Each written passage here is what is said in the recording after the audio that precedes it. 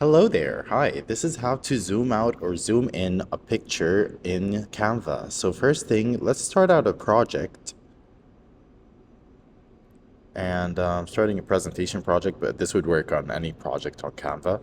So let's grab a picture from my uploads over here. Let's say, let me choose, let's say this picture, for example, and I'm just gonna drag and drop it over here in the project. And let's say I want to zoom in on this crochet. I don't know what this is, honestly. Maybe it's going to be a sweater or something, but like, let's zoom in on this part.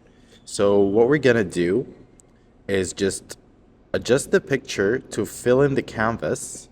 So just adjust it.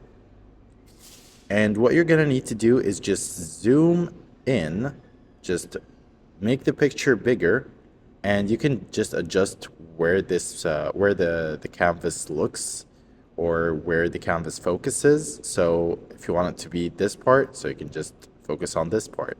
Now you are gonna lose a little bit of resolution while doing this, so just keep that in mind. But yeah, that's all in all. Hope that video is helpful.